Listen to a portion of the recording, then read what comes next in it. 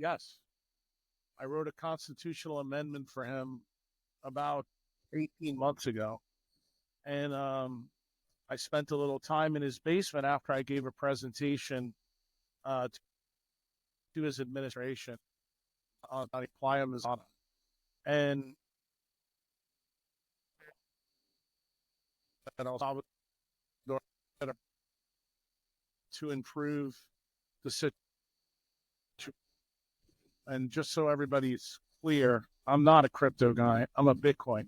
That's it. I don't believe in any other currency but Bitcoin. And President Bukele is of the same ilk as I am. Because if he wasn't, I probably wouldn't have given this speech to begin with. And in that talk, I was extremely talkative. And I didn't hold my tongue with him, just like I didn't hold my tongue with Danny.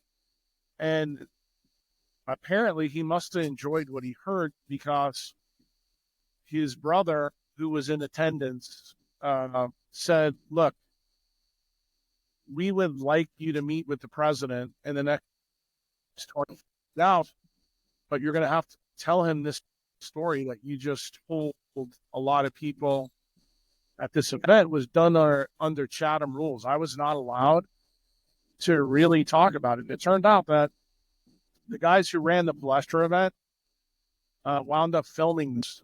So there is some video recording somewhere along the path, of the event. And when I was called by the administration, I went down to the basement of President Bukele. He was a presidential, which is the White House here. We went downstairs. I got to meet his dogs, and we talked, we chatted. And then he said, I understand that you have a very interesting story that is behind the 20 big things that we need to do at El Salvador. He goes, I'd like to hear a little bit of the story.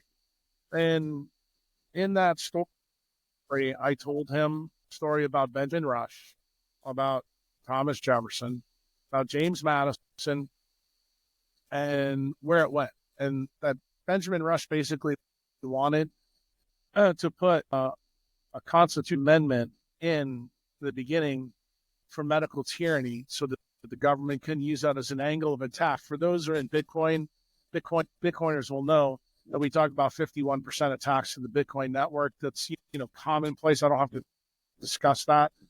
But I explained to President that medical tyranny could be used as an angle of attack, to any country who doesn't have it. And the reason that Jefferson and Madison didn't put it in is because they, back in 5,000 years of, recorded human history, and never found any attack vector that used that, as a source of problem. And that's the reason they put in. So you fast forward to the constitutional amendment and how I wrote it. And then you think about what I just dropped on the Danny Jones podcast. Here, I told people that my mentor originally was Robert O. Becker, when I began to realize how much I was lied to. Robert O. Becker brought to the attention of the industrial military complex in the 1950s, early 73, that when we were retooling our economy, utilizing big tech, information processing and things like that, that there was biologic effects. And fast forward through that story, he went on 60 Minutes, 1977, told the world it didn't land. The reason it didn't land, 1977, no one owned a microwave oven, a cell phone, and there wasn't a lot of screen technology out at that time. And this story that he recommended, you guys can go back and find on the front page of the Boston Globe, this story is present. And I'm not sure that I actually mentioned that in the last podcast, but it was present, and you can find it. The interesting part of the story also I didn't mention is that in the Moscow embassy event in 1973, when members of the Trilateral Commission were involved in a pretty nasty situation where the Russian government started to bombard our embassy with microwaves. We had several U.S. delegates, specifically Democrats, come down with blood cancers. And the American found out what actually the Russian government was doing. They were actually trying to prove a point to the Americans that there was a problem. And this wasn't the first warning they gave them. They gave them another warning at Sandoz nuclear labs in 1957 when Khrushchev sent people military about this problem, said, look, you might want to be careful about what you're doing. And this happened right before the Russians went up, to Sputnik. Is actually probably what stimulated Eisenhower to put what General Groves had created on the outside in the inside of the government in darkroom. And the government was very, very well aware that there was problems. The use of non-native EMF to communicate. They weren't aware just how significant the problem was. And then when Becker's work comes out about limb regeneration, they began to realize how the story of what the Russians were developing and what Becker was finding actually did link together. And eventually this was weaponized. And I told you guys how it was weaponized. It was weaponized because something else that the government was involved with from 1951 through 1957, the polio vaccine and Salk. When something mistakenly happened by growing, Salk's vaccine on kidney cells from African green monkeys, and SV40 was then passed through the system through 300 million people in the world, and we create, a cancer narrative. And, prior to us starting this podcast, you've had several family members die early from cancer, and that's part of the reason why this story resonated a little bit, for you. So what happens after these things all are occurring at the same time? I kept talking just so you know the whole time, so you probably may have all of this information. I did. I wait through. Hey, so you're going to be good.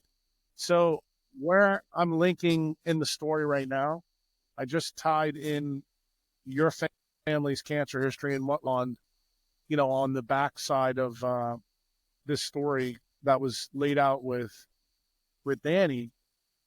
And when you see all these programs begin to come together, I have to ask some more provocative questions. Like, when that this begins to explain a lot of the things that we're seeing, like, it's very, very unusual to show that you have SV40 and COVID jab, 50 to years after the first part of the story. So kind of tells you, there's some nefarious things going on, but it begs the question that Danny didn't want to go to is what happened before General Groves? Like, what was real big part of the story that actually makes sense of some of this? Because there are loose ends, and I wasn't able to give you those loose ends in that podcast. So let's talk about this.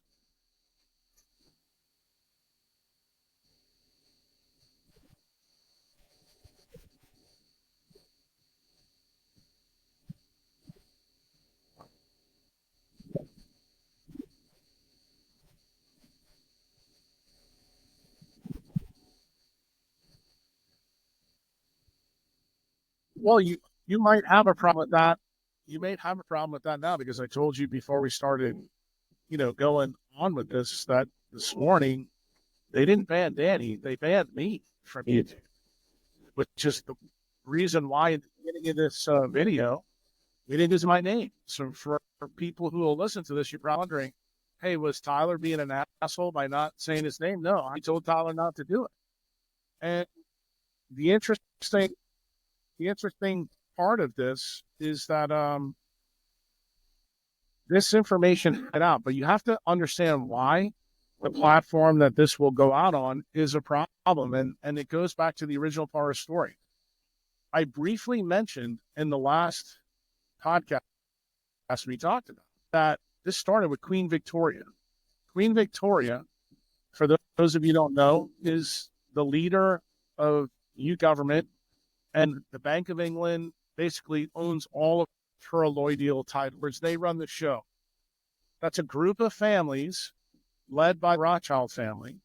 And what Queen Victoria started out with Alton Ochsner and Jonas Salk. With good intentions, she wanted to marry her family in some of the other royal families in Europe to prevent the war. Okay, she knew that with all the different factions in all the different countries, that this would be a problem term. So, as any good woman would do, she came up with a plan to solve that problem. And it turned out that her good intentions went awry. And when they went awry, it started to really fester in World War I. But you also have to realize there was another problem that even predates this issue, because that's the European issue that we'll get into. What's the issue for us in America that Americans don't understand? It turns out that Victoria, her family is placed in Germany that I told you about, Saxe-Gotha. And that is really her family. She's the first one in the royal chain from the Hanover house to this new house in Germany. So she had big ties to that area. And what was the big spur for about 75 years that really pissed the royal family off? That they did not like that farmers in the 13 colonies put their pitchforks down, shot their guns at the best army in the world and won.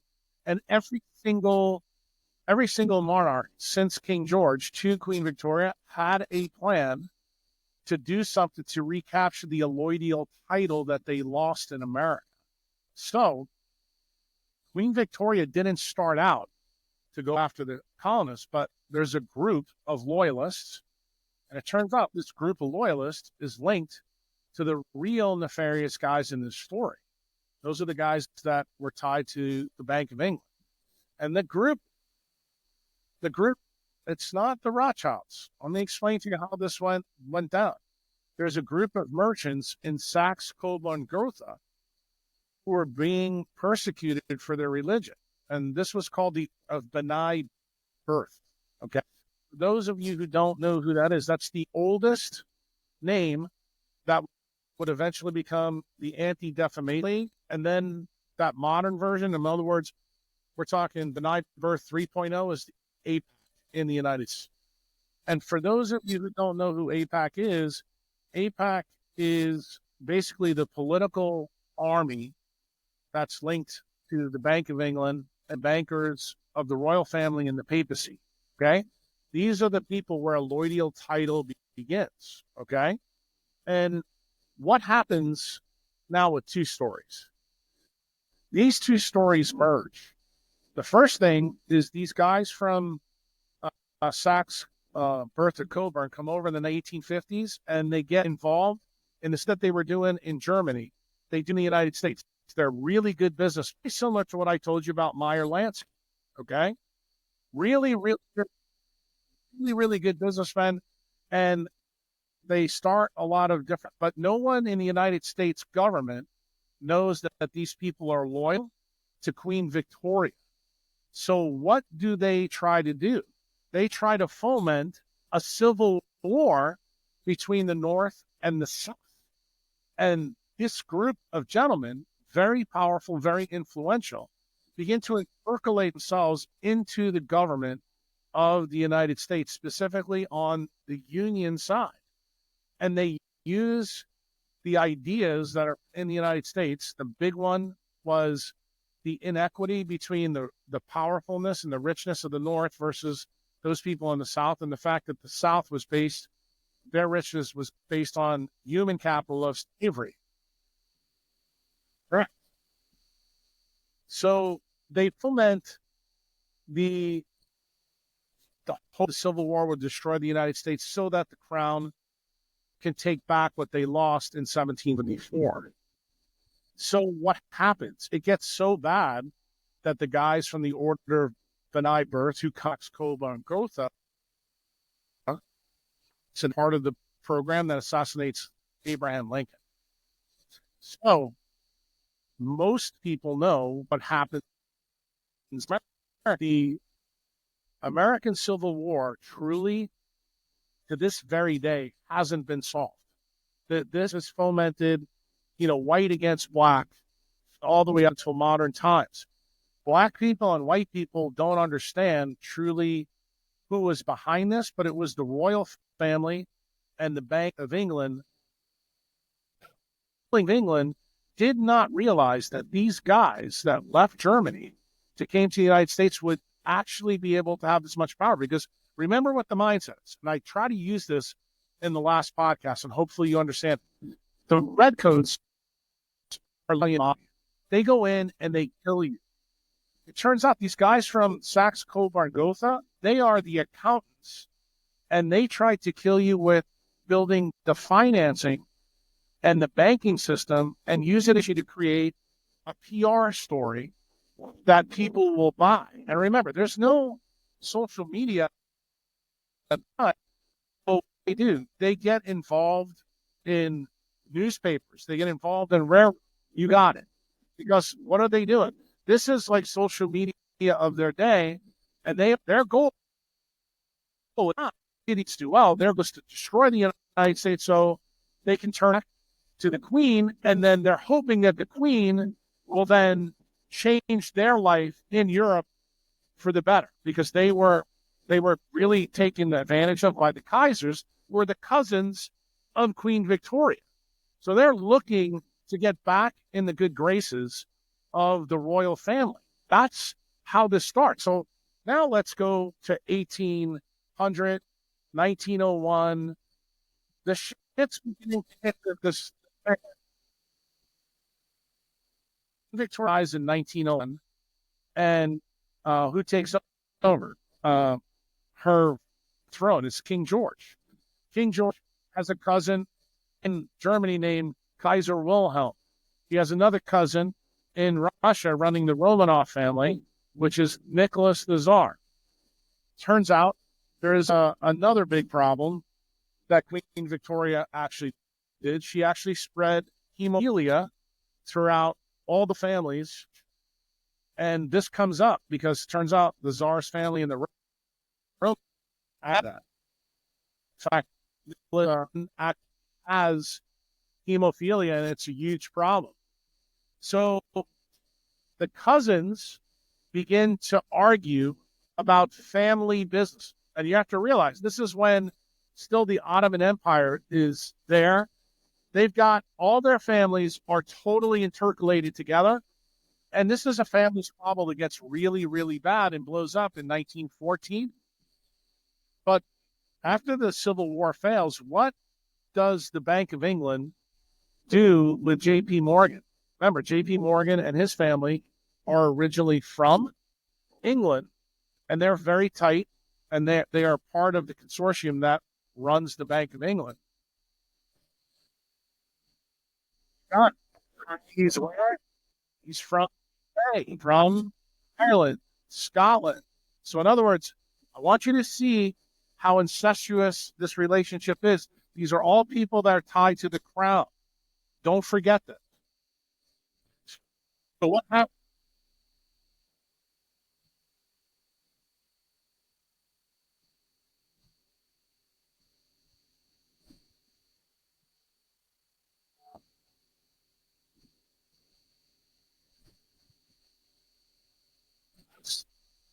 You just foreshadowed a big part of this story. Why? Because philanthropy is the PR arm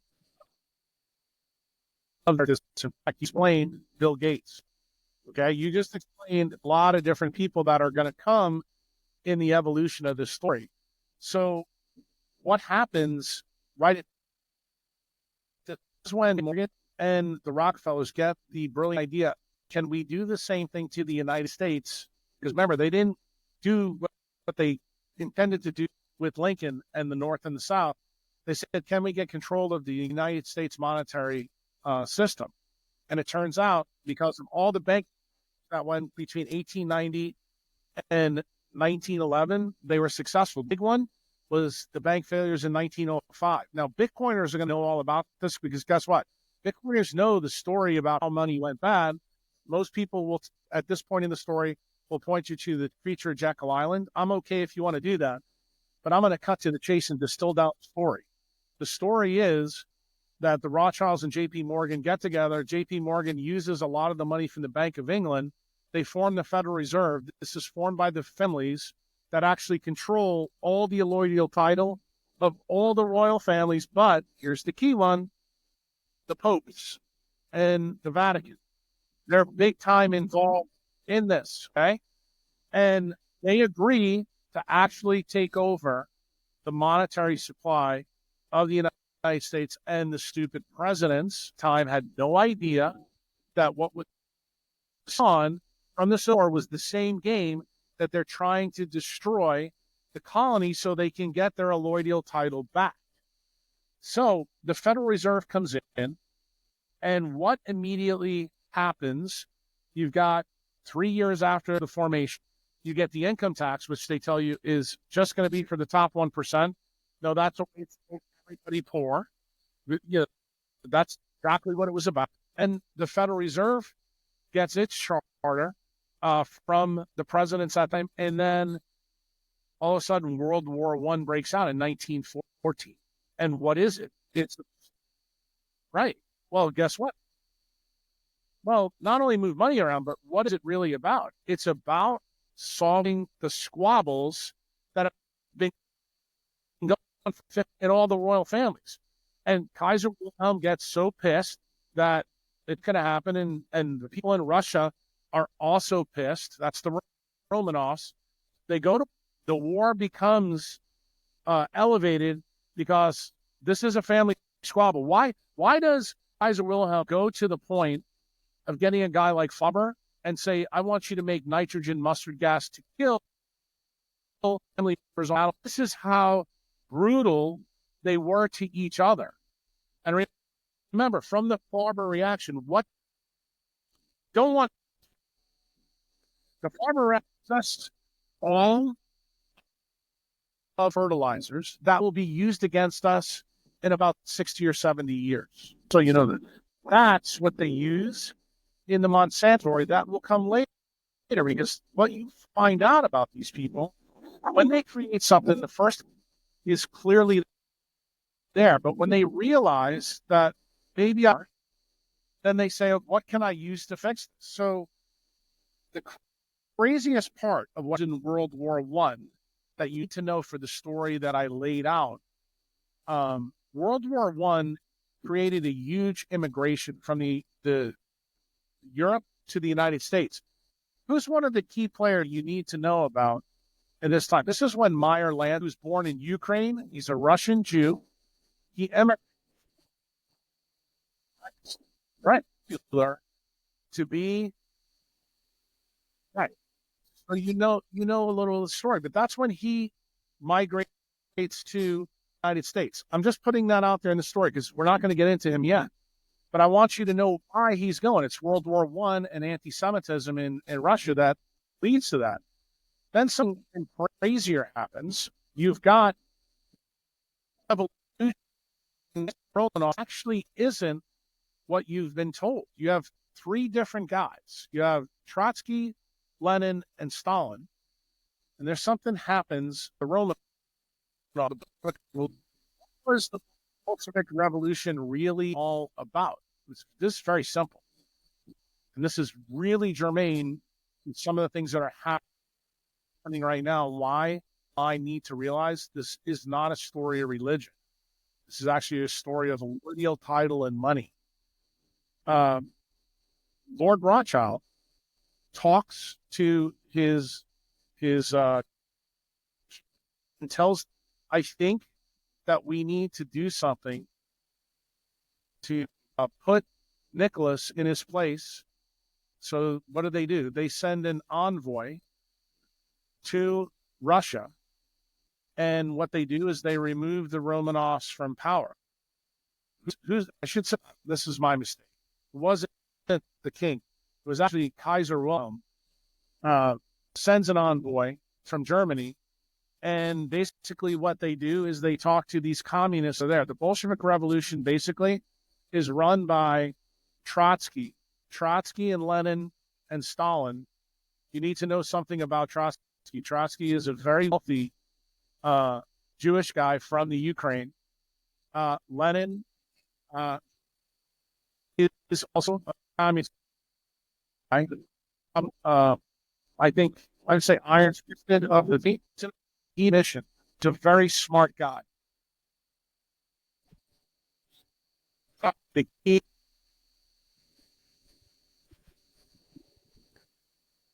I'm here to tell you, the Kaiser basically wants to teach. So he tells these Bolshevik guys who had okay? Obviously, they want to hide that from history because this people to realize to this many people getting killed.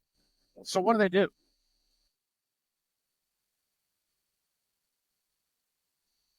That's what's going on. We want you to do something to the king. So what do? They lock him up in Siberia, and Stalin and Lenin are okay. What does Trotsky do? He goes that Farber did in Germany. He actually kills the entire Romanov family. Was not something that anybody planned for. Okay? In fact, this was a shocking event because guess what? Germany, and it told King George that this is a really, really serious step. When you go and take out a whole royal family, not only do you fuck with it, but what did this act that Trotsky really did? It caused the loss of Russia to the communists. Guess what? This was a bigger mistake than what happened in America. Oh,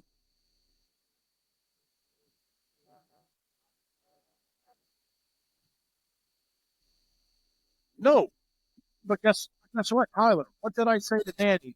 What did I say to Danny? I said, Danny, Britain won 2 world wars, but they really lost both times. Now, are you beginning to understand why I said that? See, Danny never asked me to follow. And this is the follow-up point. And you need to know this. So what happens when this turn of events happen? So the Bolshevik Revolution is in 1917. America gets involved in the war at the end. Why? Because it's out of control. And all of a sudden, our president steps in and goes, we're going to do something completely different. The war ends in 1918, but what happens?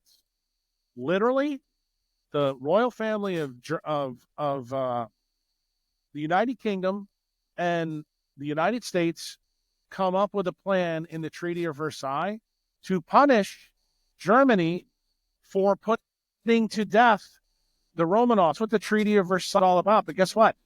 In the details of the Treaty of Versailles, what do you need to know? This is when Bitcoiners are really going to get the part of the story.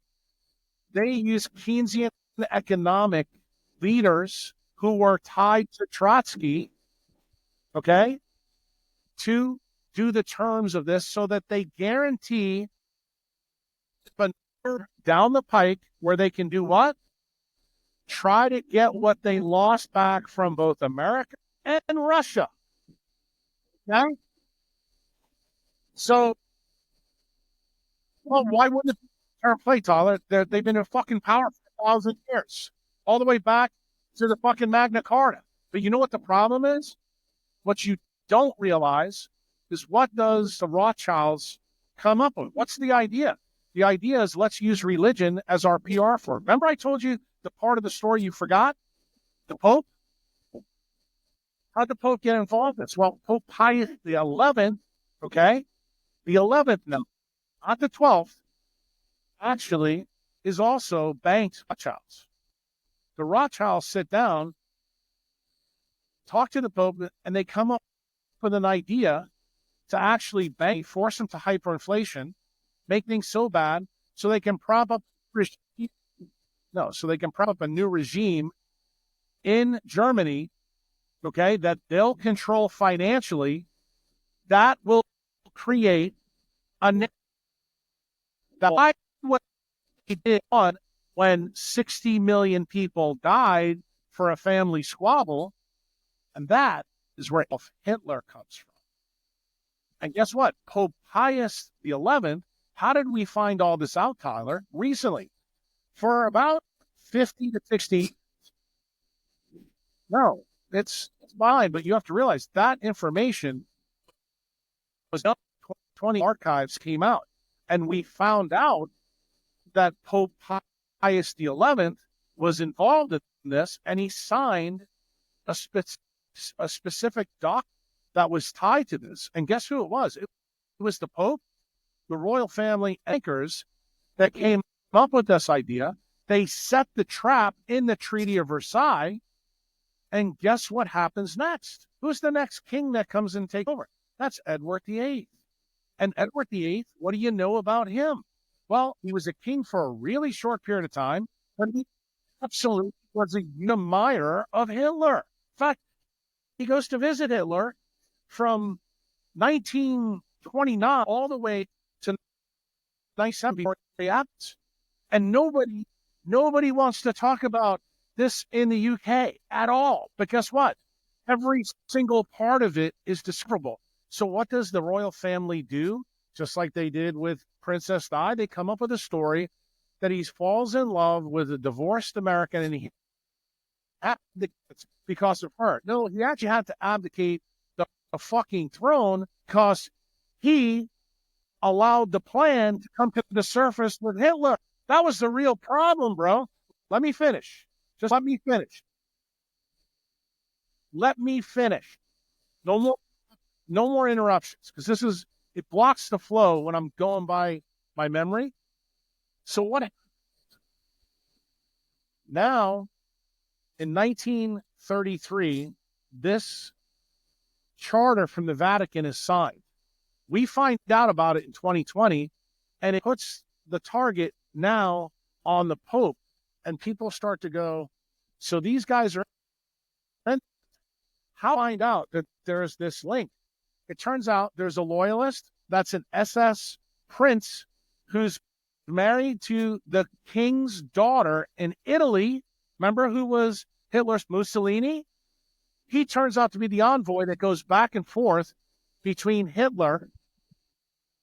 No problems, but he's a loyalist to all the royal families. Information is passed, and royal family intend on it. Turns out when Hitler gets into power, he gets drunk on his own stuff. And he's like, no, fuck you. I'm not going to play along with this until you give me something I really want. So what happens? The prime minister, who was only a prime minister for 3 years in the UK at this time, also considered a useful idiot. That's Neville Chamberlain. The king dispatches him to Germany to talk to Hitler, talk really about. Remember when I said to Danny that Israel got paid off from the Apollo affair? What was the payoff for Hitler to continue to play along with this royal family game? It's called the Munich Pact. And the Munich Pact was signed in 1939 on September 30th. And what did it do? It gave part of Czechoslovakia called Sudetenland to Nazi Germany because all the people there spoke in German. And why did us for this? Because Hitler knew if he could make the royal family state that is the war, he would have leverage over them so that he could tell the real story, because the PR story was Hitler was going to be created, okay, to create horrible story about killing a certain group of people, okay, in Germany to hide the fact that 60 million people, we're talking on the order of 10x people, because of the royal family in World War I. Okay? That's where we are now. So what happens when this whole plan goes to shit? Because it goes to shit. Neville Chamberlain comes back to England, and this is called appeasement. Of course, everybody in fucking that's not brain dead in the UK goes, this guy's a fucking asshole. Again, he forms the first Lee Harvey Oswald. They sack him, but guess have ready. Who's Kamala Harris in this story? Winston Churchill. Churchill comes in, and why did they pick Winston Churchill to be the useful idiot? In World War I, the biggest military blunder that ever happened to the royal family, guess who was in charge of it? Winston Churchill. And he was a drunk on top of it. They needed a person that they can control. That's just like Kamala Harris is right now. Okay? And they told Churchill, you are going to be our useful idiot. The only thing we need you to do after, and remember, this is before Hitler invades Poland and before he starts a plan. The king in England already knows what the plan's coming. Everybody's there. That's the reason why he didn't stay anywhere else except in Paris at this time, and eventually he goes to London. Who knows about all this stuff? Trotsky. Trotsky goes to London. He is talking to people in London, and when he hears this, he gets furious. That's the reason he decides to fucking kill the Romanovs. He goes, absolutely nuclear. And when this storm begins to happen, you start to see the whole falling apart piece by piece. So Hitler goes in World War II. Churchill is told the royal family, you get out of this war. We need him to join. Because guess what? The executive branch isn't captured yet in the United States. That doesn't go Groves starts the process in the 1945. Okay? So FDR in this story is a good, remember, he's elected in 33 and he goes all the way to 45 until April of 45. So who's the leader of Russia now? It's Stalin. Why? Because in 1940, Stalin gets so pissed with Lenin that Trotsky did this on his own that he fucking kills Trotsky in Mexico City. So guess what? And Stalin rule the Soviet army. So now you have Churchill with Stalin and the United States on the Allied powers. This is exactly what the royal family wants, because guess what they want to do? They want to reclaim both territories in a world war, and they're using their bankers to actually run both sides. The stories that you hear in the United States about the Bush family. Why do I bring that up? Because who does the Rothschilds partner with? The Bush family, who controls a bank called Brown Harriman on Wall Street. Who is the guy that's running that show? That's Preston Bush. The grandfather of George Bush is in the ONI of the United States. That eventually becomes the OSS, which eventually becomes the CIA. So, what happens? The bankers are selling sides of the war, and who are their partners? All the captains of industry. Carnegie, Henry Ford, J.P. Morgan, okay? The guys that eventually go on to run Citigroup. All of these guys, all these people that you know, they are funding both the Nazis and the American war. And who's figuring all this out when this is going on? Well, General Groves is, because what does he realize? Who caused the Great Depression? The bankers did, to get you to the Second World War. It turns out Groves figures out that they created the war to get us out of the Depression. So he goes, wait a minute, I need to use this plan as part of my plan. And what does he do? He takes the mini Cosmo and starts to do side of the purvey of Eisenhower. And what eventually happens. Britain loses again, but because they didn't get what they really wanted. Okay. So does the process stop for them? No, the process doesn't stop. Turns out that the American military was really, really good. And what did I tell you about Trotsky versus Stalin? This is the most important link that I'll probably make in your podcast for the people listening to this. I mentioned this to Danny, but we didn't get into it. What happens at Yalta and what happens at Potsdam are the biggest thing that explains you why we are in this situation. Yalta, you have Stalin, Churchill. Stalin tells Churchill at FDR, do not trust Churchill. Why? Because Stalin knows what they did to the Romanovs via Trotsky. He actually tells FDR at that meeting that he had to be killed for killing the Romanovs. And he said, Churchill doesn't know any of this because I told you, he was probably wrong. Okay? And remember what Churchill's whole goal was. His whole goal was to make sure that he pitted the United States and Russia to start a Cold War so that they could recapture what they lost. Well, Churchill and the Brits are not strong enough after the war to do that because, truthfully, Germany destroys Europe and they destroy the UK.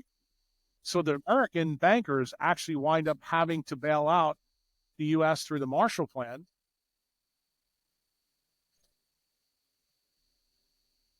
Yeah, of course it did. Yeah, and the reason why there was an extra pile of money left after FDR dies, what does Groves do? He goes in and it's his man Truman, and he tells Truman when he would stop, you go tell Stalin he's not getting his country rebuilt. In other words, what does Groves realize right away? I'm going to use that pile of money that FDR was going to do to rebuild, and I'm going to finish the plan that these guys actually had going. Dude, that's the real part of this. And then how does all this fly to the guy that we mentioned, I don't know, 30 minutes ago, Meyer Lansky? So let's take to the United States. Meyer lands in New York City. He meets a guy named Lucky Luciano, who's part of Genevieve's crime family, eventually, down the road. They get to be friends, and it turns out the same story that I told you that happened in the macrocosm with the family happens with these two cats. They form Murder, Inc. They link New York, Chicago, and Florida crime families. They become really successful. What does Meyer Lansky do early on? From 1911 all the way up, well, it turns out they figure out how to use booze. Who's part of this program? Another Russian Jewish family, the Bronfans. They actually, to this very day, own most of the in the world. So guess what? That family links up with Meyer Lansky. They start running bootleg. Do you remember anything about Lansky uses his mathematical abilities to become fucking super wealthy. And he does this not only in New York, he does it in Cleveland. And that's when he hooks up with modalists. That's when he hooks up with all the men who become the accountants of Murder, Inc. Bugsy Siegel is one of these. So, winds up having a problem Capone does. He gets thrown into jail, but he's still the mob boss.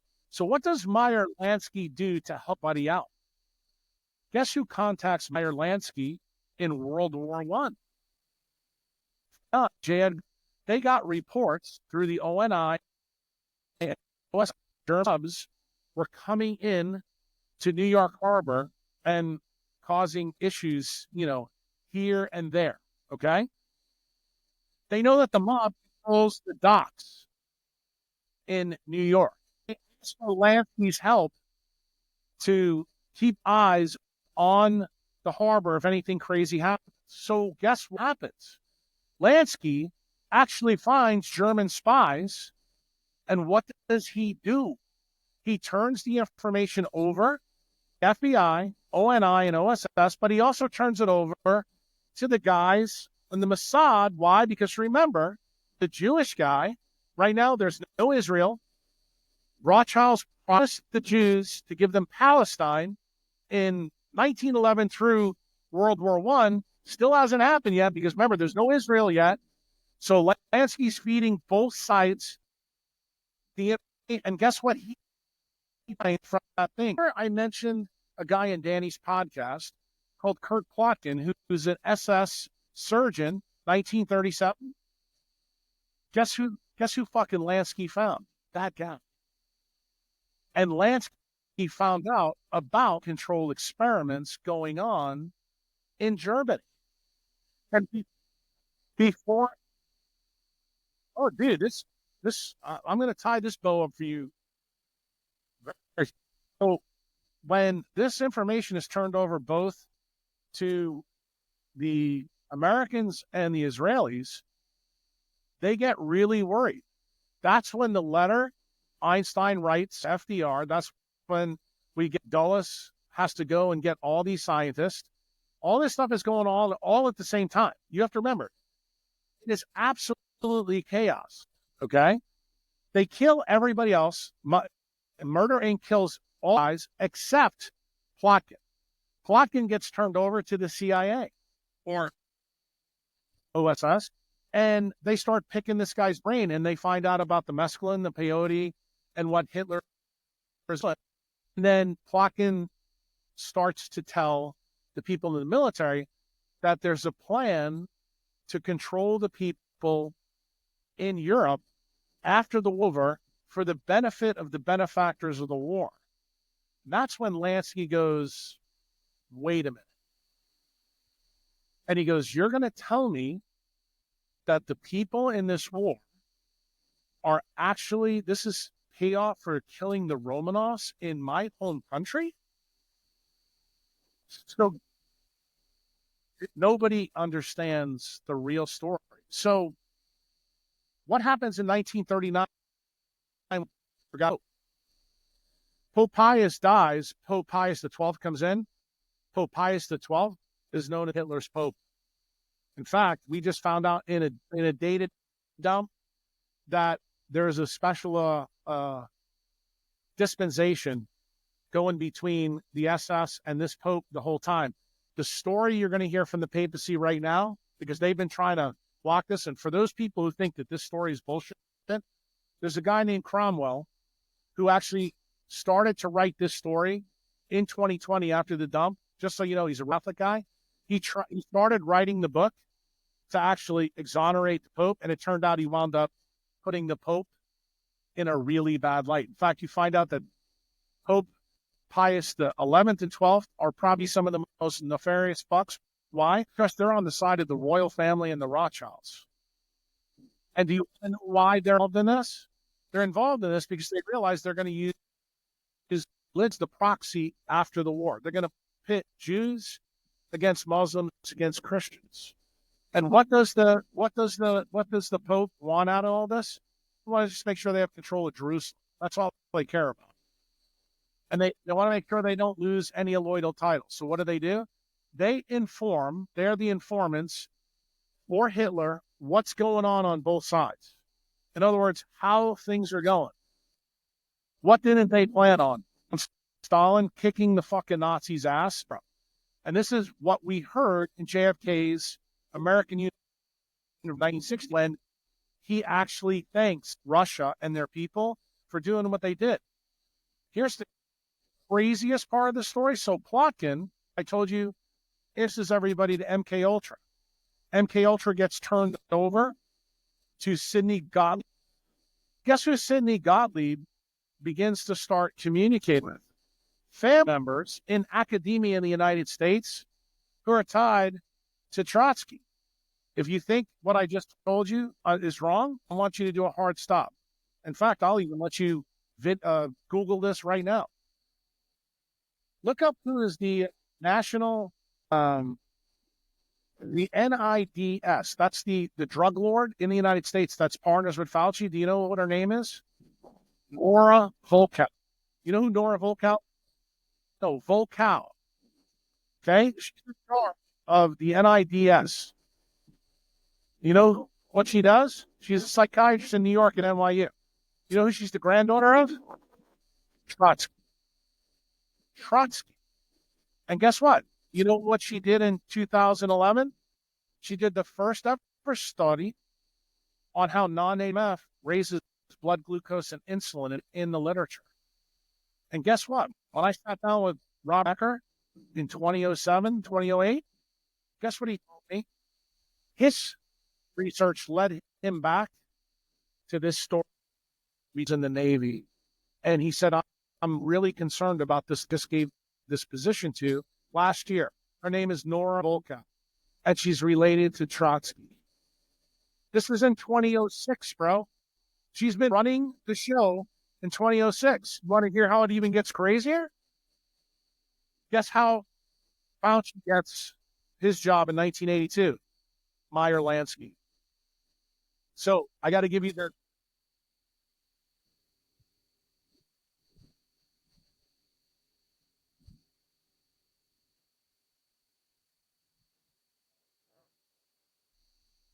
Well, he's the guy that made the architecture of Murder Inc. But now here's the part where the people that are upset about the vaccines, citizen and Bitcoin are going to be stunned. This is going to shake you to your core. So when all the shit goes down in Cuba, I mentioned to Danny that, you know, the Italians got turned off, but he never wanted me to go down the landing, but Lansky walked out of Cuba with $3 million. So the CIA at that time, what did they do? They turned it over to J. Edgar Hoover and they said, you need to arrest this guy for tax evasion. Took them a long time to do it. So what was the plan of J. Edgar Hoover? To capture Lansky the way they caught Capone, with tax evasion. So what do? They arrest him. And guess what they find out? They can't find out where the money went. They have no earthly idea. You're talking about intelligence agency in the world, both the CIA and FBI, cannot find out about what Lansky did. So this is why Lansky is so important in this story. He is okay? The only thing that J. Edgar Hoover finds out, there's a guy named Pinsky in Geneva that Lansky seems to have a relationship with. So I remember this, and I go back and I read one of the volumes in the Warren Commission, and guess what I find out? In the Warren Commission, turns out the CIA had a link to the same bank in Geneva. So get realized right away is that Lansky was working with somebody in the CIA to launder money. So what happens during the Nixon administration? They pick Lansky up in Florida again, and they arrest him. This time, one of Lansky's frontmen, you should love this story because he's right in your neighborhood. His name is Ira Malnick. Ira Malnick is a very famous lawyer in Florida that takes care of very high-profile cases. He happens to be running the front for Lansky since the 1950s. You'll be shocked to know that from 1954 to 1956, he's in the U.S. military. So guess what? He's knowing all the shit that's going on with the mob before JFK era happens. He knows that Lansky is world famous in governments because he gave Nazi spies to both the Mossad and he actually gave them to the American side. And guess what? He's even more famous than that. He's even involved in the Jonathan Pollard spy case. That Israeli Mossad agent was in America for Israel. That's how deep this is. So what does Malnick tell? He, in 1969, 1970, he says the Mossad set up a rule that mimics what happened to Harvey Oswald in Russia. The CIA was able to get Oswald back in because they had a special program set up for him. And Malnick knew tonight. He says, so we had the Mossad set up a plan in Israel that any Jew can come back to Israel and ask for a passport and for a cover, like sanctuary. All they have to do is ask for it. And remember, this is in war, Israel. This is after 67, with the Arab and all that. So what does Lansky do? He seeks refuge in Italy, I should say in Israel. What happens in Israel? This is mind-blowing. He not only gets a passport, but then the other side, the non-Mossad side of Israel, says, we're going to send you back to the United States, to Florida. And Lansky goes, why are we going to do this? He goes, well, these guys really want to come after you because you're a bad guy and everybody knows you did from the time you stepped foot in there, and they want to do something. He goes, okay. He goes, tell them I got a nugget for him. Tell them I can tell them how to launder fiat money and they'll never get caught. He sits down and negotiates with them. And what happens? You get the Bank Secrecy Act of 1970. What a night the United States sets this law, because Lansky tells them exactly how Murder Inc. filtered millions of dollars away from them. And the bankers realized right away that fucking Meyer Lansky is smarter than the Rothschilds. And dude, this guy was a machine. And what was Lansky's key? Why couldn't you find anything on him? He never owned any assets. He had guys like Ira Malnick as the frontman. He had no assets anywhere. How did he control things? He owned people. That's what he did. And guess what? You know where he got the idea? He got the idea from the royal family and the Rothschilds, from those Nazi spies that he turned over. That owning people was more important than owning assets.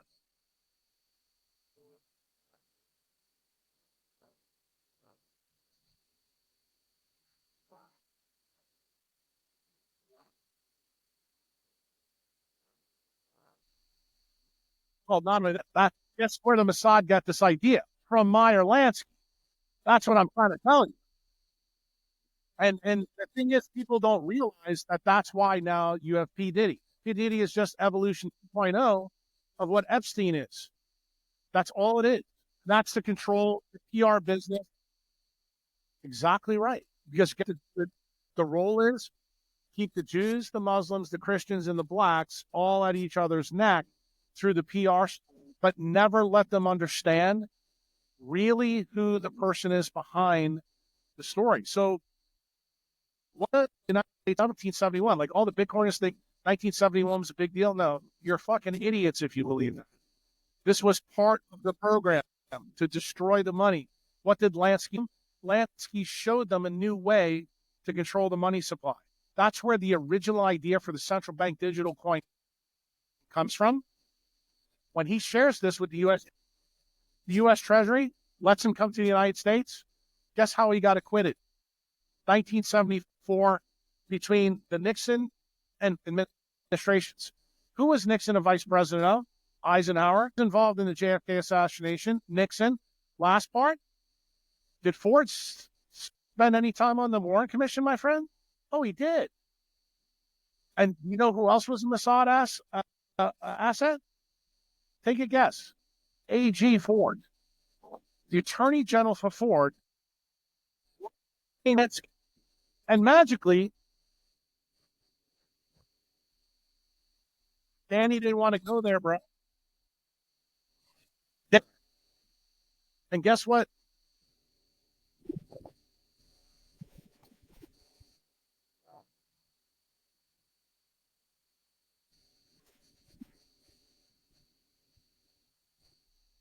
Now you know why, because he's the accountant. The front man is always the accountant. Okay? Where does this idea come from? Because Meyer Lansky learns what the royal family and the Rothschilds are really doing. So just criminal underworld. He does exactly the same thing. But he's actually better than the Rothschilds were. And when the U.S. government actually gets the information of who really the royal family is, magically, you get the Bank Secrecy Act. And then magically, things change in Belgium. Then you get the BIS. Then you get... Remember, the Bank Secrecy Act is where the word AML comes from, KYC. Now, Why did I tell you in Danny's asked that modalities to laundromats, and that's where it originally came from. Now you know where the Bank Secrecy Act comes from. Same fucking story.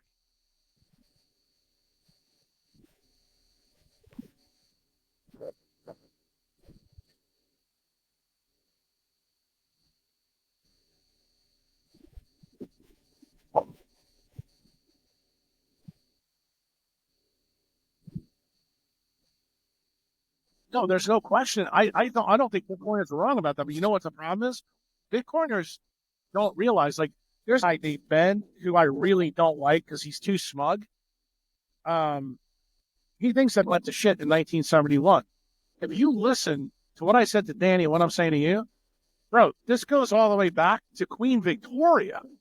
And when you realize who you're playing with, you're playing with a reign that's over 1,000 years long. These people will plant things. Like, I can tell you, the Bank Secrecy Act is planted in 1970 because they knew they were going to come up with a CBDC in the future. Here we are 50 years later. Guess what? And has King Charles stopped? No, he's still trying to recapture.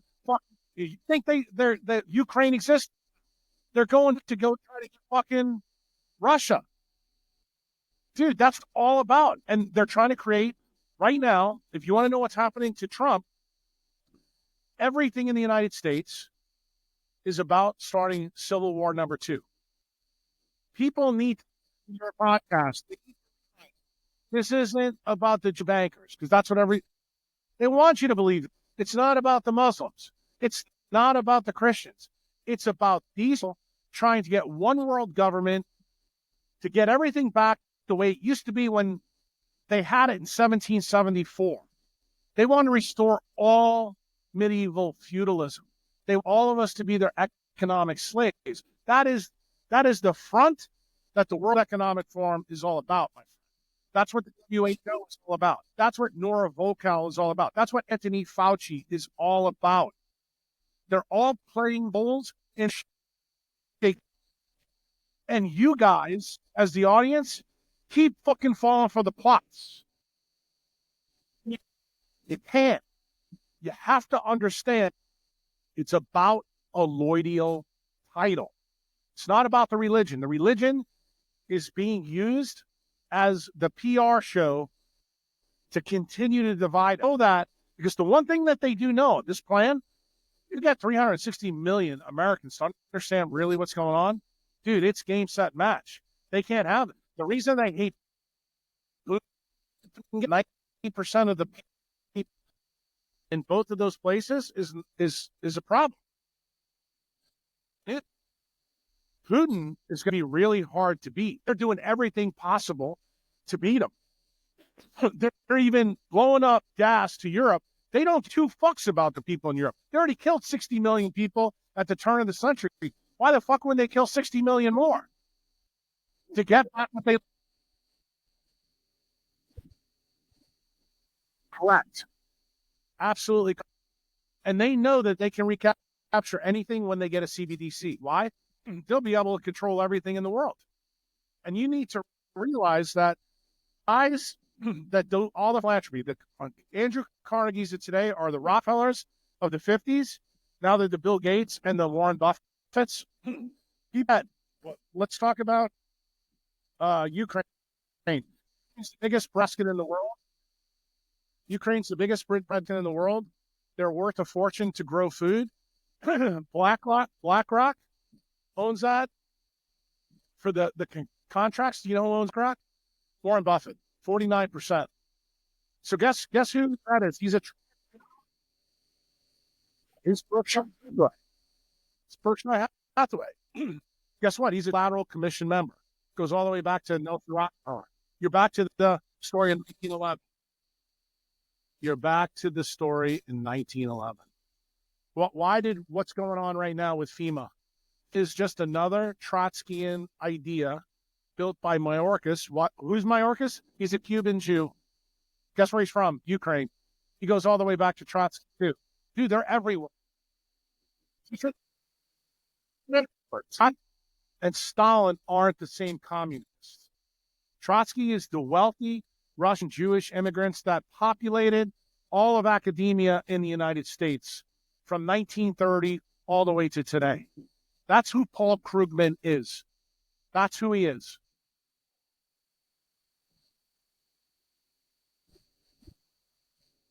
It's the most powerful statement. Why? It's money. It's not about religion. It's not about religion. These people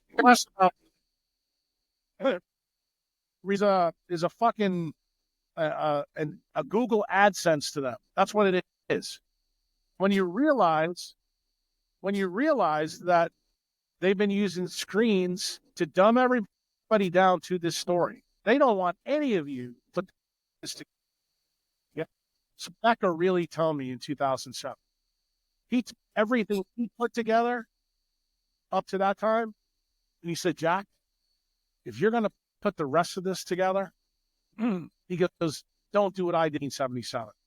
He goes, stick to the science, keep teaching people the science. He goes, and then someday in the future, this will be the right time. In his talk, there's no sense. My friend Tyler and my microwave ovens and cell phones, and everybody's addicted to all of them. So guess what? You know what? The timing is right. His thought, and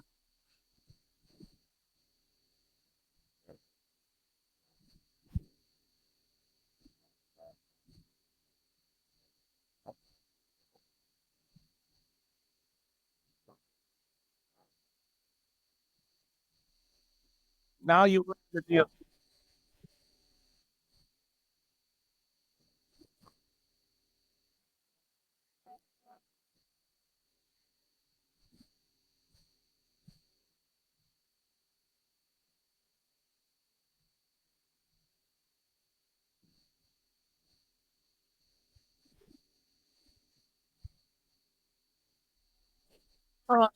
You realize once they get everybody dumbed down, like they got the right guy in now. Starmer's the guy they needed.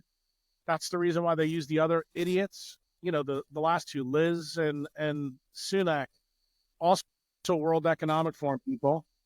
They were plans for this guy because this is the guy they really want. If you want to know the reason why I know the game is coming up, I pay attention to what England, because what happens in England tells me what's happening in the rest of the world.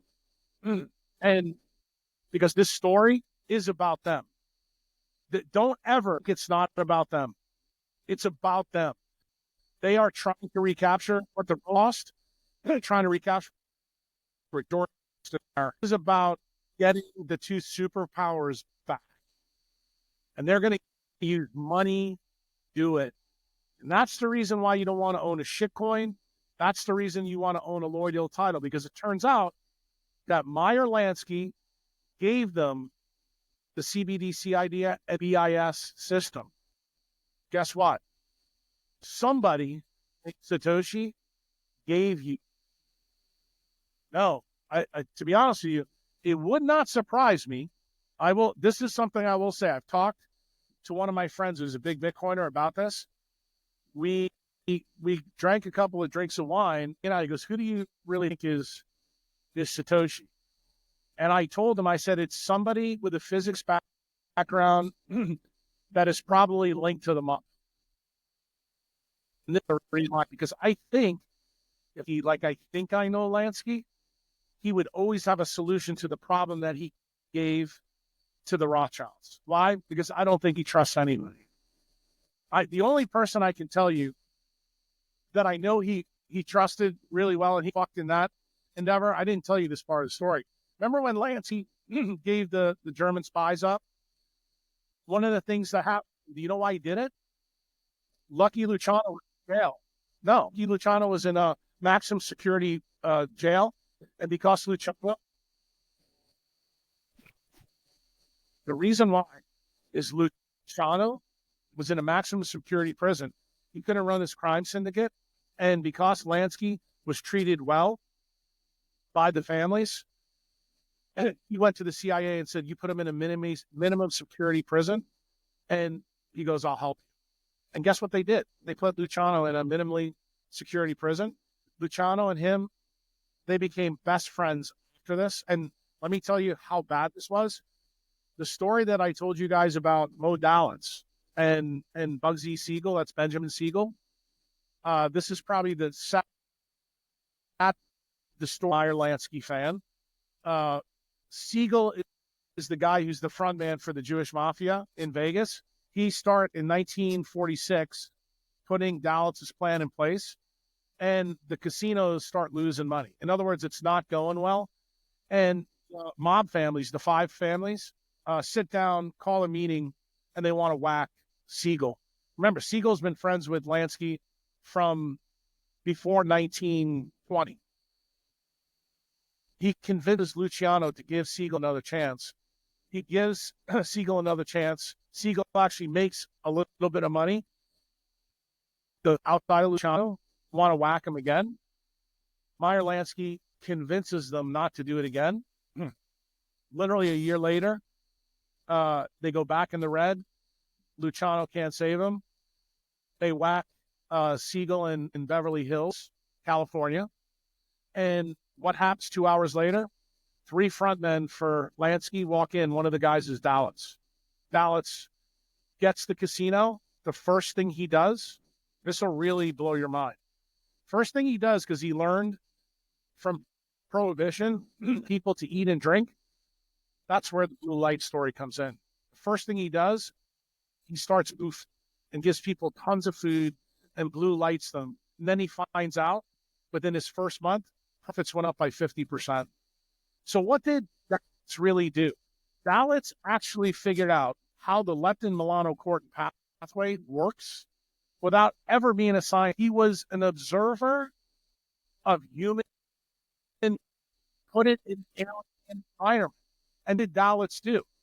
He just saw one of his best friends get whacked by the mob. So if you don't think he was motivated to do something different, so he takes the clocks out. He paints the walls. He fucking goes all in on the blue light story. This is when the one-armed bandits are everywhere.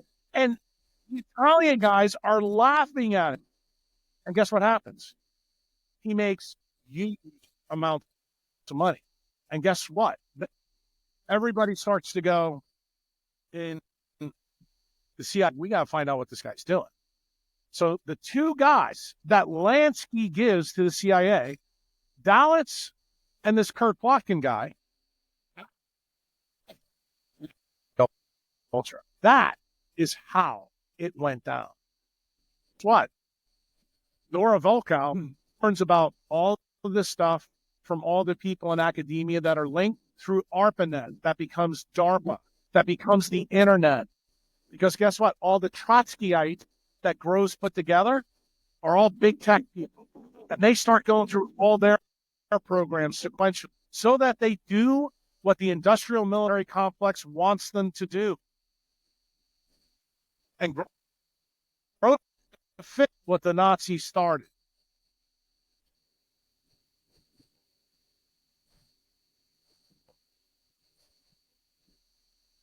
Such a strange. They do it in technology. Gone from 0G, you've gone from 0G to 5G. Now you're up to 6G. You don't think this is what's going on, and you have to realize, well, most Americans don't think about communism. Not you. I'm actually describing to you, the people in Russia are kind of like the story that centralized medicine tries to sell you in cholesterol. There's good cholesterol and bad cholesterol, HDL. It's not like that at all. It's just that Stalin realized what Trotsky did to us was a fucking huge problem. And I'm not trying to tell you that Stalin's a good guy, but he tells that story to FDR. When FDR comes back from Potsdam, General Groves realizes he cannot have Henry Wallace as the vice president. Yesterday, just so you know, before I got booted off YouTube, I posted a link, and hopefully you'll post this link. Go find Henry Wallace's Commandant speech that he gives in 1942. That is the speech. He says that Henry Wallace is a loose cannon because he's talking like, if this after FDR, it's going to do, he's going to I need Stalin as my bad guy to replace Hitler. Because what I'm going to do, he goes, I'm going to end the royal family to.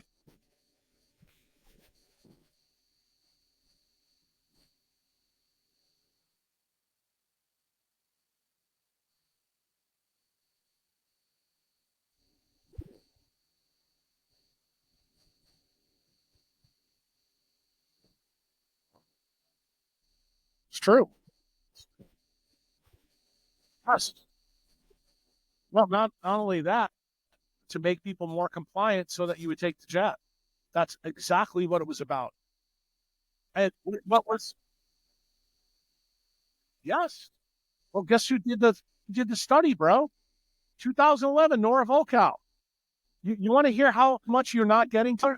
And see, this is my problem. This is where I get frustrated. Guys like you and Danny, you don't know the fucking science like I do. What does happens in 2017? The NTP study done by the federal government out, and it shows that nocturnal mammals that are in 3G get fucking tumors everywhere. Does that fit into this story, bro? Yeah, it does. What does the federal government do? When this comes out, they go redo the study. Because what? It's the fucking SV40 story on native EMF all over again. So what does the government do? What 2017 NTP study? Like we did with the first SV4 story. Let's do this against them. Let's put fucking SV40 in the COVID jabs.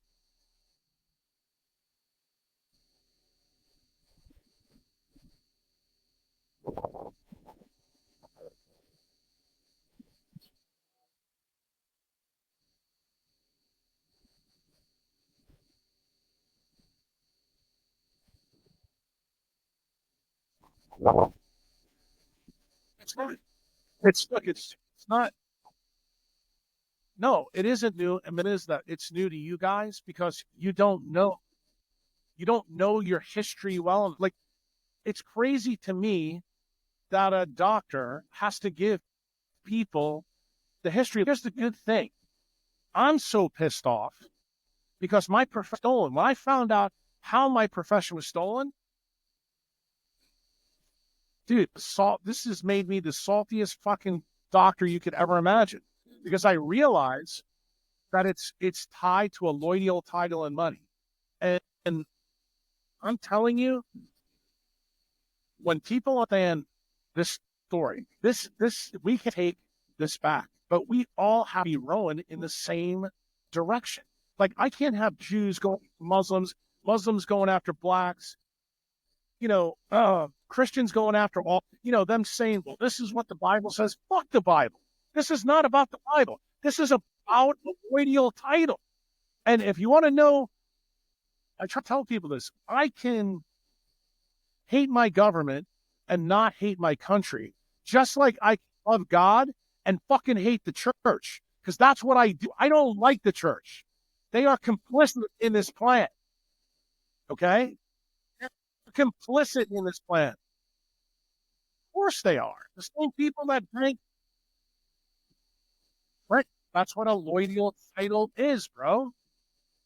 That's the whole definition of a loyal title.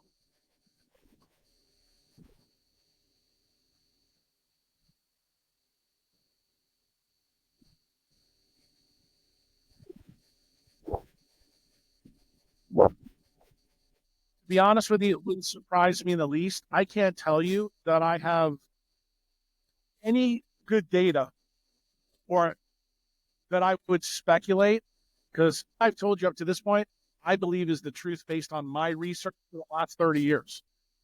Do I believe that there's a big problem deep in the Catholic Church between the Jesuits? And for those of you, I know you don't know me. Where did I go to college? I went to a Jesuit college. So this all got disclosed to me after, but I will tell you, when I went through my Jesuit education, don't think that I wasn't a problem child when I was growing up for the Catholic Church, because I was. I didn't give anything that they told me, because growing up in New York City, I'll never forget in third grade when I saw the T-Rex this class on Wednesday afternoon, going to public school in New York City, and it not telling me that it's only 6,000 years old. I looked at her and I said, look, I'm going to be like 8 years old at the time. Like, are you fucking kidding me? And they called my mother in. They actually called my mother in. They said, your son is a problem. And I wasn't controllable then, because I'm like, look, if you're going to lie to me, you got to have a good lie. And I'm kind of that kind of kid. I told Danny this. I'm telling you the same thing. From the time I came out of China, I'm extremely curious. And when somebody tells me bullshit, I am going to go right after the bullshit. I do it with food gurus. I do it with nuns. I do it with Nazis, the royal family. I do it with scientists. I do it with centralized people. I don't care who you are. I have an right. No, I have an irreverence for title. The more titled you are, the more I think you're a Trotsky person. That's the truth. And that's what academia. My problem with academia is I realized that medicine was stolen by berserko people that run 23andMe and YouTube and Google and, big tech. I have a problem with these people because I think they're a problem.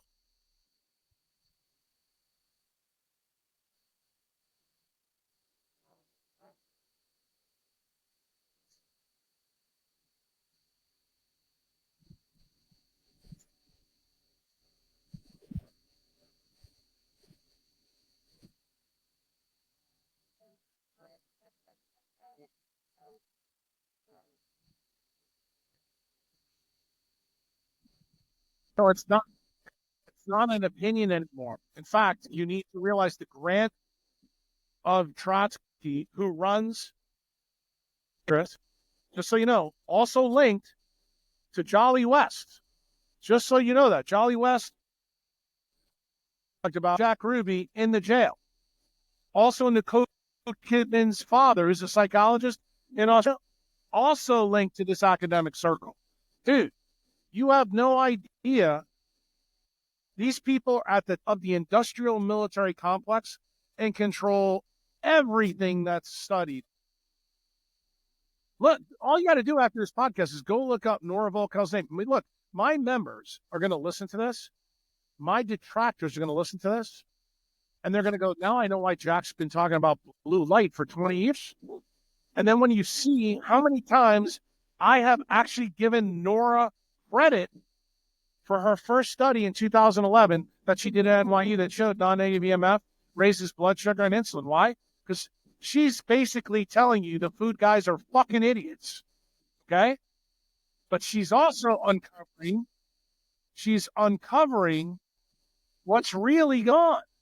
And I want you to know there's a reason why she's studying all this. There's a reason there's tons of videos out there with her and Anthony Fauci starting in 2020 talking about this. She's involved in the plan to keep you out of this, keep you in front of a computer, keep you with an LCD screen. Because guess what? When you're stupid, fat, and you can't think, you are the target of people that are built like a Trotsky mindset. You are the target of Google. You are the target of 23andMe. You are the target of every big tech company out there because addicted to their technology through your dopamine reward tracks. They have figured out how to steal the leptin-melanocortin pathway and weaponize it against you to get back Russia and the United States under the royal family's control and the bankers that live in Belgium. That distillation of coffee martini.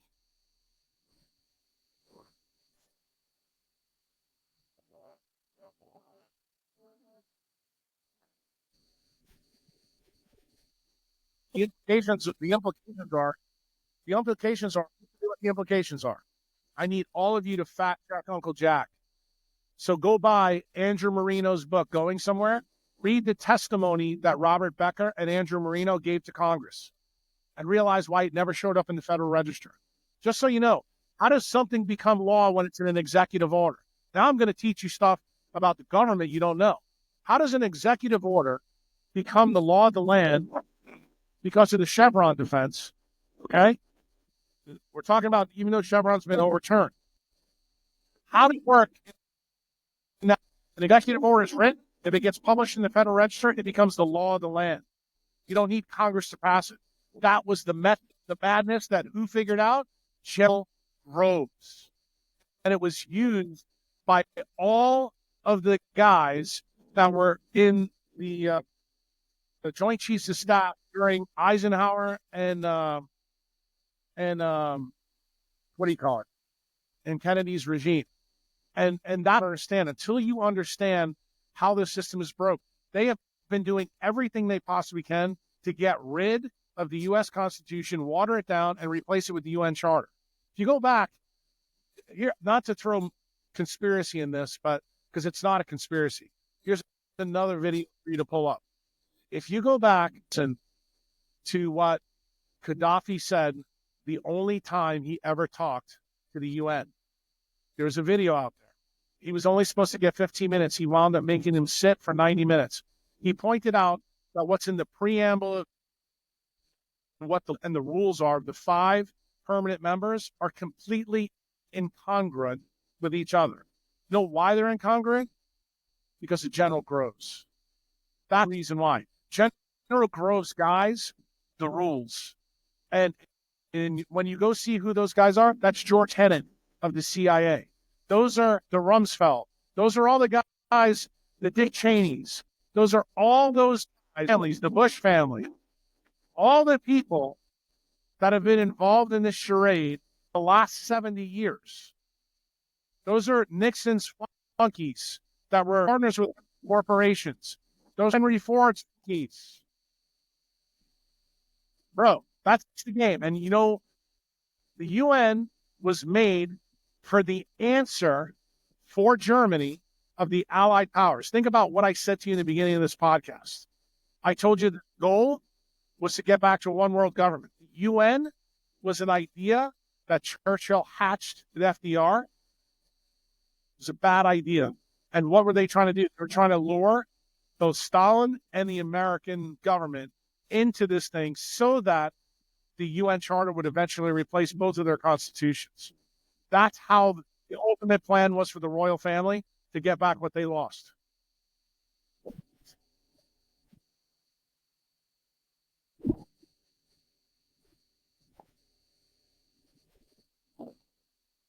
No, the Marshall Plan.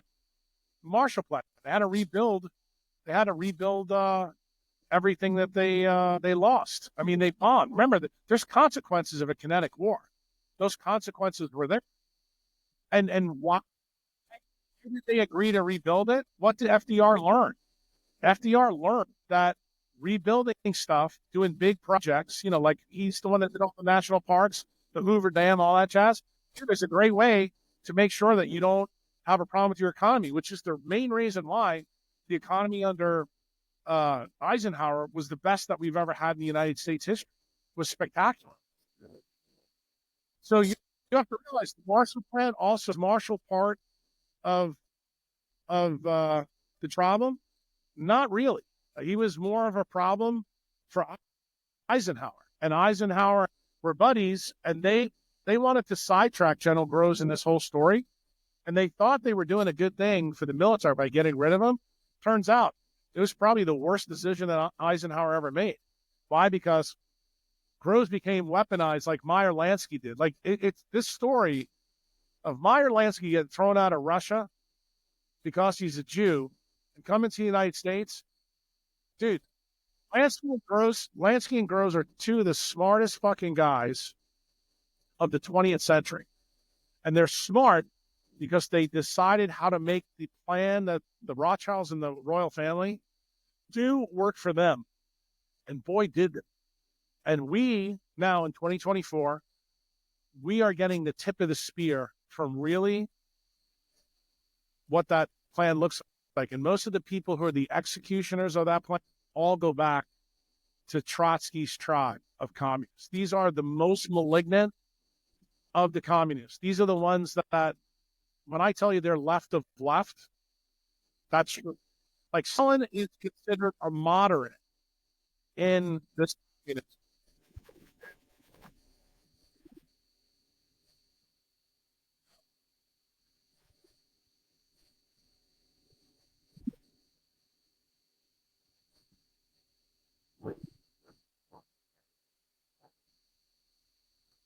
Schwab is just another PR guy for the royal family, dude.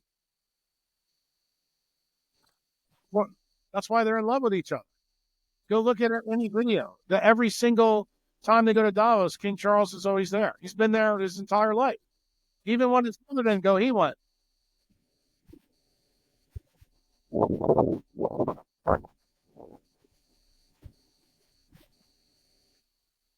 Look, look, this story even encompasses Princess Di was taken out. Look, it's all tied to the actors, bro. Correct. Yeah, Tony Fayad is not who you want. The ex-wife of the king going around. You really he lives? No, it wasn't that. If he marries the the princess, then the future king is fucking to tied to a group of people that they're using. Anything that's going to out their plan, you got to realize something. You're playing small ball, and they're playing the longest game. They've been 1,200 years. You still don't get it. You still don't get it, dude. This is about their legacy, their power. And I would even tell you where most of their power comes from are Meyer Lansky types. Uh, Rothschild doesn't give two fucks about Jews. Anybody who thinks that this is a story about religion, they are so fucking stupid. This is a story about a loyal title.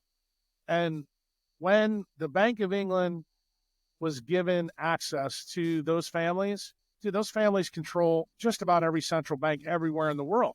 The only central bank they don't control is Satoshi's. That's the key. I got news to you. If you own anything in the crypto space that's not Bitcoin, that's also controlled by them, just so you know that. And they're friends in Silicon Valley. All of those guys in Silicon Valley are Trotskyites. Every single.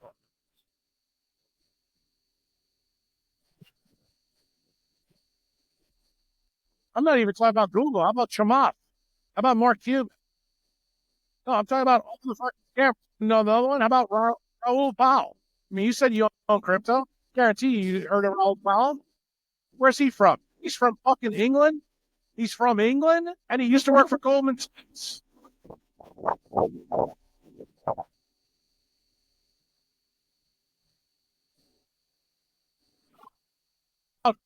Tyler Tivador, Trotsky, Trotsky, Trotsky, Trotsky.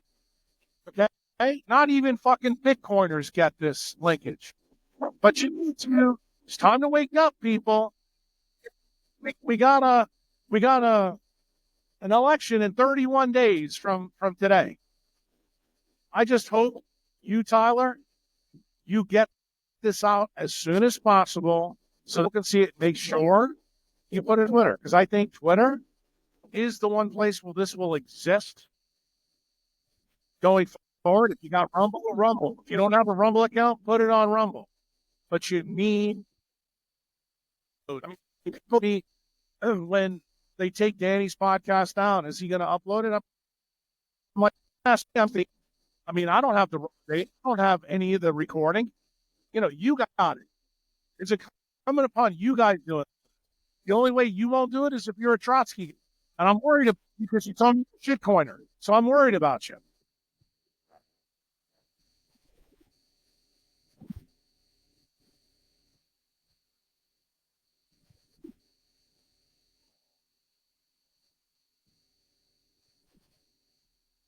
Tell it. You own it.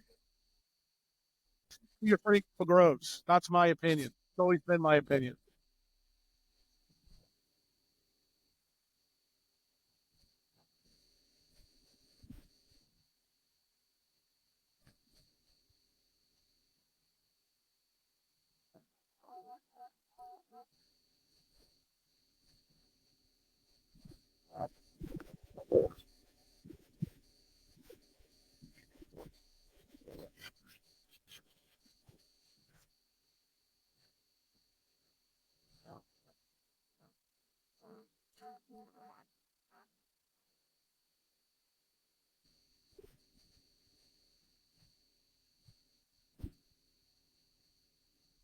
You need to convert your fiat to Bitcoin. Anybody that listens to this, that's what you need to do. Why? Because that's the real end game here. The game is once they get through all this bullshit, they create civil war for Trump to deal with. Their goal is still to get the United States and Russia back under their victims. If they have to, run nukes, trust me, they'll run nukes in to get rid of Putin. I swear to God, they're going to do it. That's what the real play here. They don't care if the radiation comes in. They know the radiation isn't that big a deal. They already know that. No, they know how to get rid of it. They know how to get rid of it now. The Trotskyites that are in control have figured this out through a process called CHIRP. Again, I'm not going to get involved, but if you want to learn this science, go look up George Moreau, who's a Jewish guy from France. You want to know about? They know how to get rid of radiation used in light. Dude, they know so much. Don't think anybody who's a Trotsky person is a dumbass, because they're not. They're the smartest people on the planet.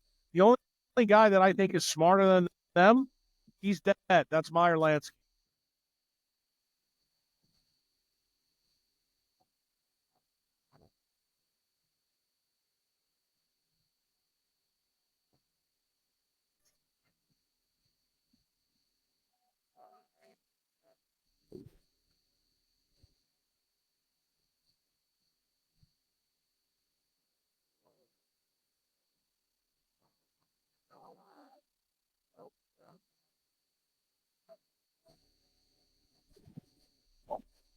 Well, I think it's possible, but I don't think. No, I think it's possible, but I don't think that reason why is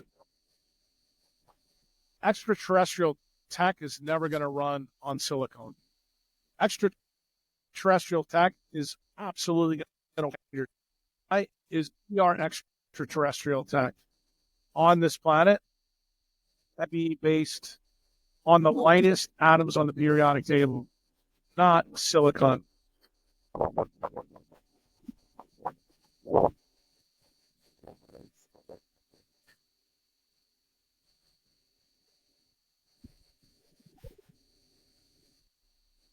Well, I think it probably was in a warehouse somewhere, close to New Mexico.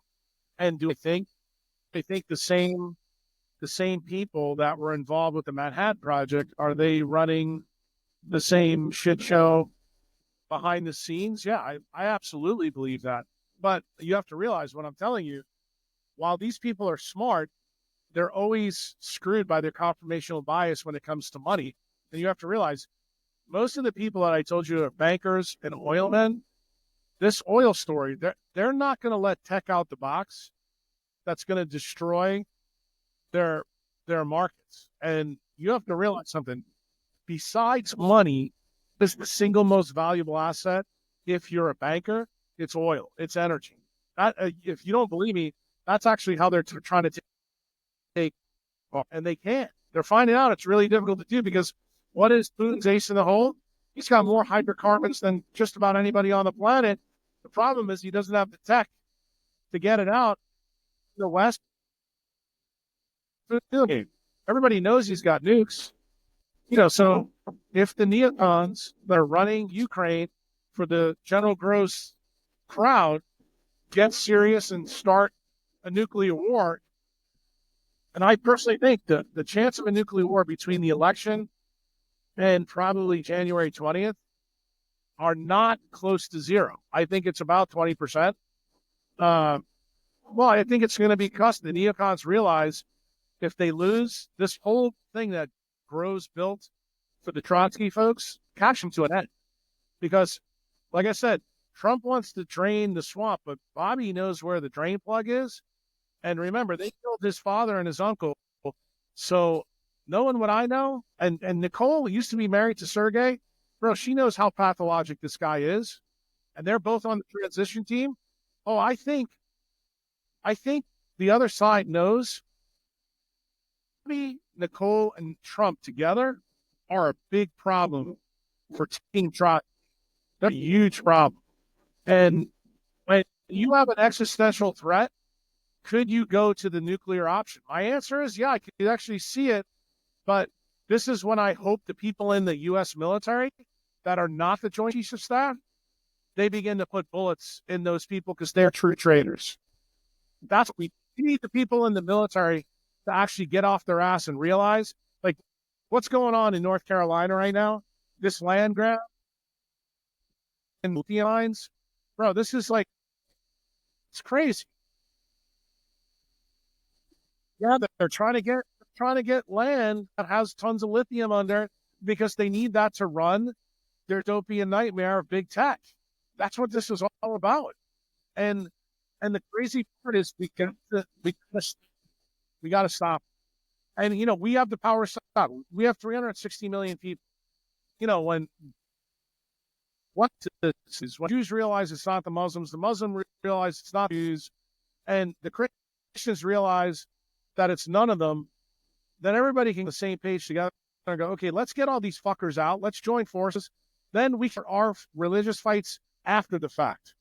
Let's do that. Let's solve this problem first, because it's pretty clear that these guys have been using money in a 1,200-year war against humanity. That's what the royal family and the bankers are all about. That story is buried in the Federalist Papers. Don't that Madison and Jefferson didn't know that. But I also want to tell you, I don't think Putin is our enemy. I think Putin understands this. Why? Because what is Putin's line? Putin's line goes back to Stalin, goes through Khrushchev. What do all those guys know? They know what the royal family did. That's why Stalin killed Trotsky.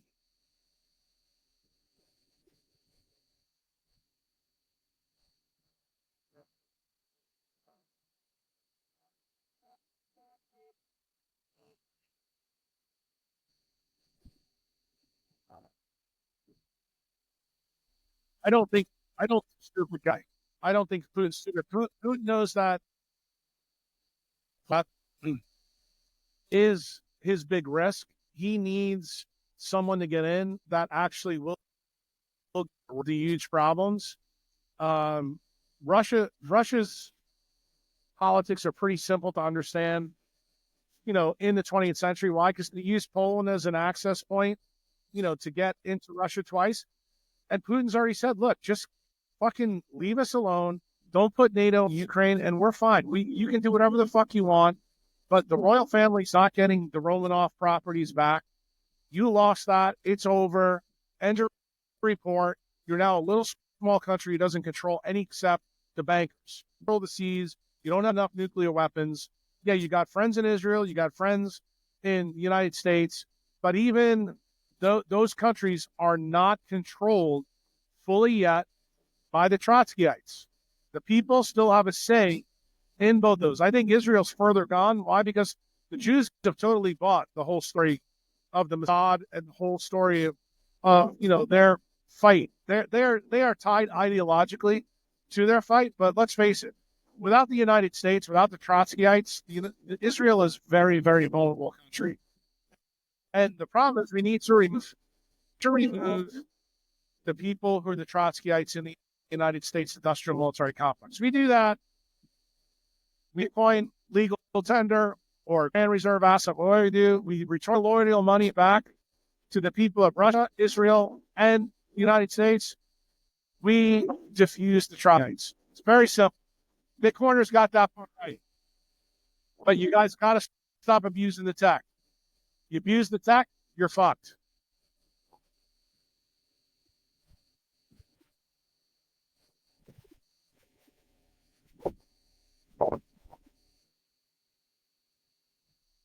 Well, the reason why is because it's dopamine hit. Going back for your dopamine hit. Just don't forget the story about Mo Dallas when he figured all this out. When you understand how you're being played, then it's hard to be played.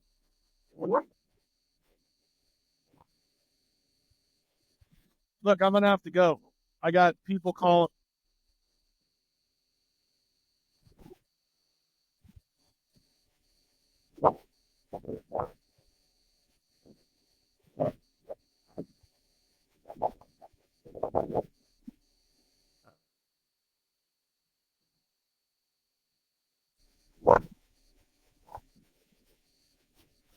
I can't get back to him if you put it on YouTube. You're gonna have to put it more. because I've been as of this morning. Then I can then I can comment. Yep, then I can comment on it.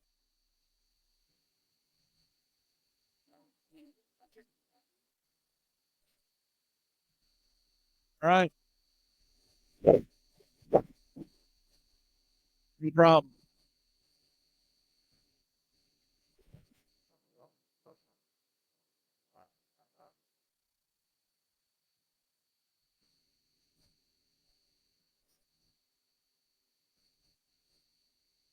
No problem. Take care. Bye bye.